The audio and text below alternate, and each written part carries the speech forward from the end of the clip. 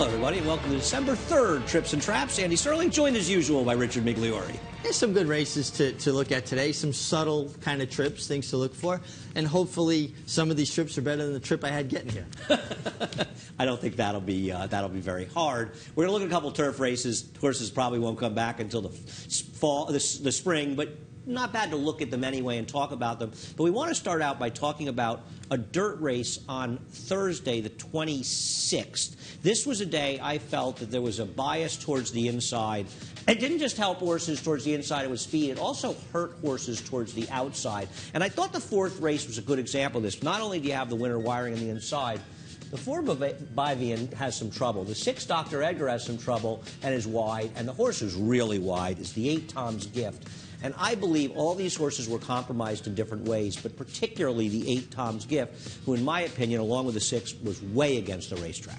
Well, it's interesting you said that, because I was going to say out of this race, the one I thought that took all the worst of it was Tom's Gift, and a lot of it had to do with the post position and the way they stacked up inside of him. And the winner, Tabadol, he didn't even break particularly well, but was aggressively handled from the rail, and I think that's what made the difference in victory or defeat. Yeah, no, I agree. And Dr. Edgar's, I believe, toward the out. Actually, he's outside there, and the 8 is right there. And it's true with Ira was riding the 8 Tom's Gift. He had no choice. There's nothing he could do. His horse was stacked up 6 wide down the backstretch, and he doesn't want to get caught that way. He sort of eases them back, but they ease back with him. And it's like everything he did just kind of worked out wrong, and it wasn't any of his fault. There's the 4 angling out 3 wide. He doesn't gain at all. Luis Saez, who's on Dr. Edgar, is trying to save some ground here. The 4 is out there. The 8 Tom Gift is there. And Ira Ortiz, it's just like there was nothing he could ever do to save any ground, Richie. No, you know, as a rider, you look over to the left, you know where you'd like to be. But sometimes those spots are occupied. You know, and like you said, he kind of went backwards looking for a spot. There was nothing there. Went back forwards. There was nothing there. And this horse ran on. To me, he was clearly the horse that was most affected by the trip. I completely agree. The 6 Dr. Edgar was searching for a seam and he couldn't get it. Ira did a good job of shutting the door actually on when he tried to get out and keeping him in. The 4 horse, he angled out Bavavian, or however you pronounce his name. That horse was against the track a little bit, but Tom's Gift took the worst of it. Yeah, no doubt. And I actually thought Biavian, and I believe that's what it is. It actually worked out a good trip. He did have to come out for room later, but he at least did get to save ground. No, I agree. I thought Kendrick did a lot of things right in there, and I just think once he angled out 3 wide, and this was a race that really, to me, demonstrated the racetrack was because Bavian was supposed to be able to go by. Tom's Gift couldn't gain. It's almost as though the horses who were trying to get in the outside were a little bit in quicksand and just not in a path that carried them forward. Yeah, I'm actually looking forward to see Tom's Gift coming back. Yeah, as am I. Now, we'll look at a turf race in the middle of them. This is the 5th race, and this is the 8th Pleasure Cruise. And horse is going to go off the lead, so we'll circle it once. You only need to see it that one time. And this is a situation where I thought Angel Arroyo rode very well here, and he was aggressive getting position without being overly aggressive, but it just seemed as though every rider in the race at some point wanted to take a shot at him. It was incredible. I've never seen so many middle moves in one race. You know, guys just taking these wild, crazy shots. I mean, most notably was that Warrior girl, Katie Davis, made this huge brush, and you could see the separation they put on the field, too, when she was at him. But what are you supposed to do if you're Angel Arroyo?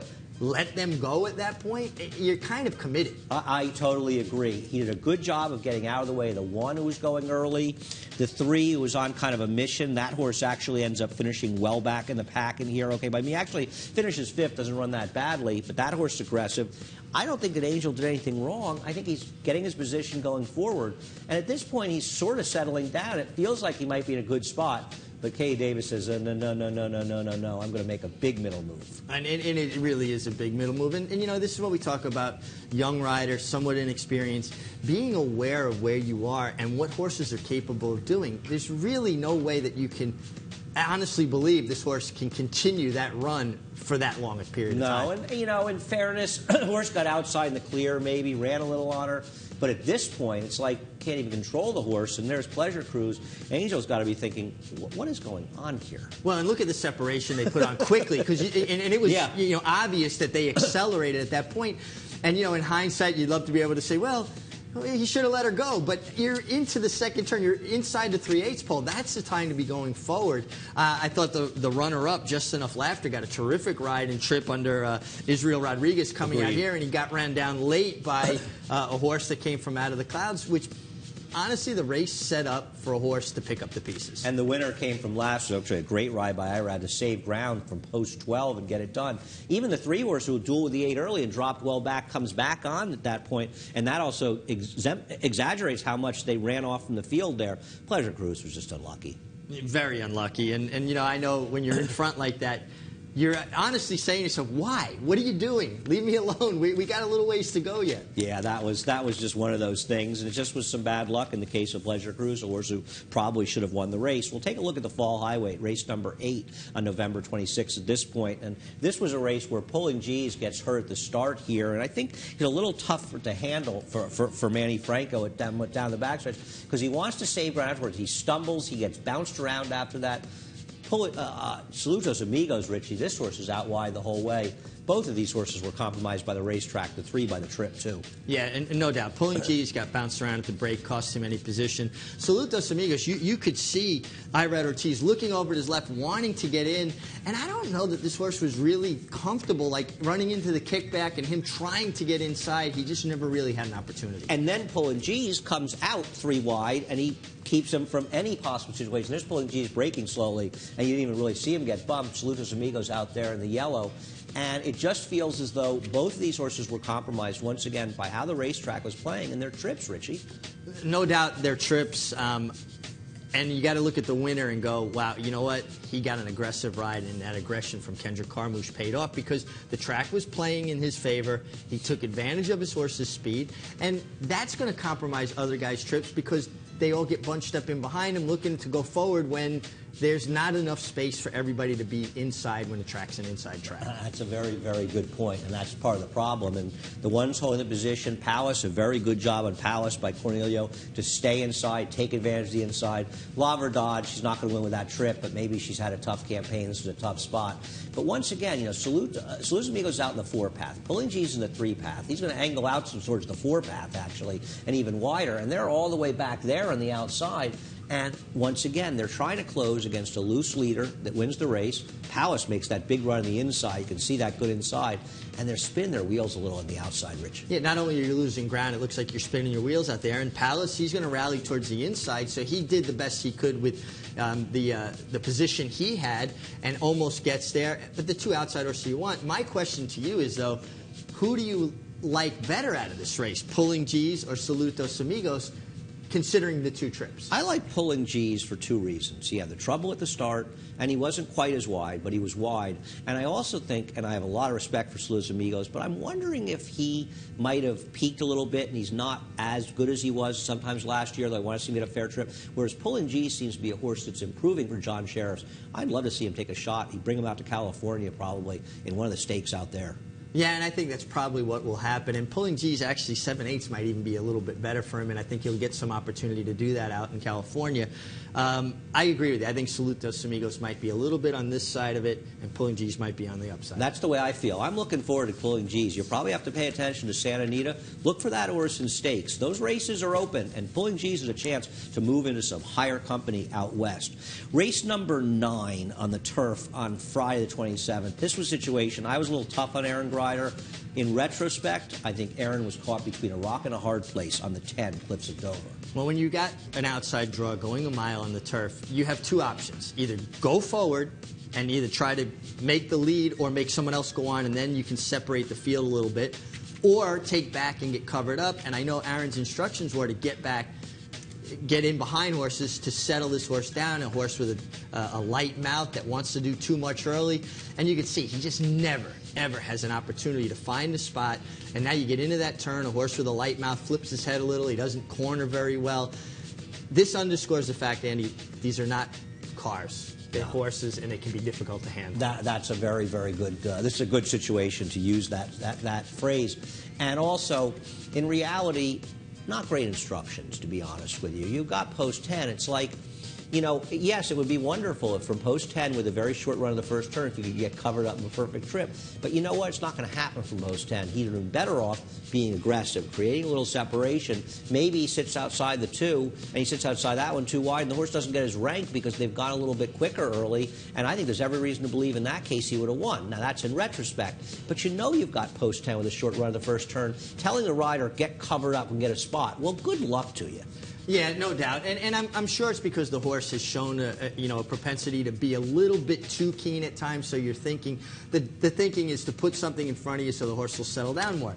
That's in a perfect world or in a controlled world, maybe in a morning workout. In the afternoon, when everybody's racing for themselves, they're not looking to help you get covered up. It's a difficult thing, and I think this horse did remarkable to finish as well as he did to be third. And I thought Aaron made a very good move there because when the 6 horse Tis a Chance was actually the favorite, made that big move, he kind of forced him on the turn.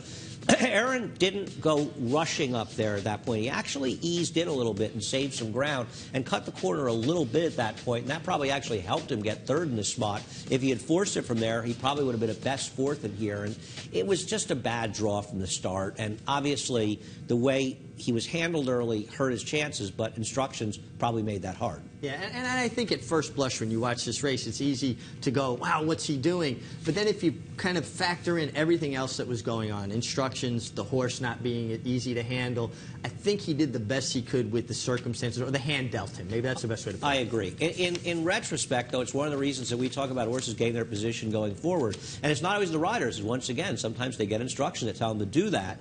And in this case, this would have been a horse that would have been much better off trying to get his position going forward in retrospect. Yeah, absolutely. And you think about Aaron Greider and what he's been able to do, particularly the years he was leading rider on the inner track. A lot of his game is about saving ground and getting position. So you know when he's not leaving going forward to get inside, it's because he was told to ride differently. Yeah, and one of the reasons I'm glad that Aaron's here this winter is he is an aggressive rider. And I think his aggressive riding will help the racing around here in general. Both he and Kendrick being more aggressive will probably force other people to be more aggressive. And I think we'll have more fairly run races. I agree, and also some real leadership in the room. We've had a very young room. Now you got guys that are a little bit older, not old, a little bit older. They're not old like us. You know, well, no, I'm well past that. But also to lead by example. And I hope that is the case, and we certainly could use that. And we've got some good young, very good, very, very good young riders. But you're right. Sometimes you need the older veteran to help keep things together. Speaking of young riders, the 6th race on Saturday the 28th was a situation. I like Eric Cancel. I think he's going to have a big career. He is not riding the turf particularly well. And one of the reasons is we're going to look at the 8 Wicked Freud, who may have been best. Both of these were sprinters stretching out. But Wicked Freud isn't the speed. One-Eyed Ray has sprint speed, and he could have cleared this field at any point, any time he wants to. And yet Eric Cancel, for whatever reason, whether it's instructions or his own decision, decided, I think a 3-4 wide trip, restraining a speed horse, trying to go farther than he probably wants to go, is the way of the winner's circle. This was the way of the loser's circle. You know, one of the things that has impressed me about Eric Cancel is that he has been aggressive. And now he's not having a great aqueduct meet right now. And I'm wondering if he's just not overthinking things a bit. One of the strengths of a young rider or a rider with less experience is they ride more instinctually. They don't overthink it too much. They allow horses to run. And maybe the fact that he's not winning at a higher percentage at this moment, he's thinking about it a little too much instead of allowing horses to run freely, which he did with a lot of success over the summer. No, I think that's a great point, Richie. And, you know, he goes to Saratoga wanting to prove something, but in a way with nothing to lose. Nobody knew he was that really at that time, and he could go up there, and he rode great up there, and he was aggressive. And it does seem like he has lost some of that aggressiveness here. And, man, I love aggressive riders. One of the reasons I love you as a rider, to be honest. You were a smart, aggressive rider. And Eric was riding intelligently and aggressively, and I think in this situation, he's just passive. And why would he be passive in this spot? Well, and when he looked over coming to the wire the first time, and his horse broke well. Yeah. He looked over, and it was like he went, oh, there's 3 horses there. I better get back. And that's at that moment when you go, you know what? I better go forward. and show more initiative and let these guys know this is what I'm doing. You figure it out. This is what he was doing in Saratoga. That's why he was winning races up there. He was making guys respond to him. He wasn't responding to others. Now, whether or not he would have won is another question. I think Wicked Freud ran great in here because he's a sprinter trying to stretch out. He hangs at the end, doesn't want to go this far, but he also was 3-4 wide the whole way around the racetrack and almost got it done. If Wicked Freud had gotten the post the one got in here, Island Therapy, there's no doubt in my mind he would have won this race. Yeah, and if he would have got the same breaks, I mean, right. Listen, and the trip worked out the way it did. No doubt. And I mean, and that's what racing, turf racing particularly, and that's what this show's all about, is trips. But I think it's a clear example of this time one rider kind of created his own trip. That was a bad trip, by not going forward. And sometimes it's just circumstances. Well, also, right, the circumstances actually, if the 10 had cleared off and been aggressive, it might have created some separation in the field, and then maybe Wicked Freud gets into the 2 path, and there's a little separation, and now he actually might have won the race. I think the 10 might have won the race, but that's a different discussion. But the 8 was also hurt by the fact that there was unaggressive riding and the field bunched. No doubt, and that's what we talk about all the time. When you go forward and there is more separation, the field isn't bunched up within 5 or 6 lengths of each other. Maybe there's 10 lengths from first to last. There's usually more options. No, it is, and it's interesting to watch these races and try to envision different scenarios, and that's what we're trying to do here, but we like to do it with your help. It's Trips and Traps at NYRInc.com.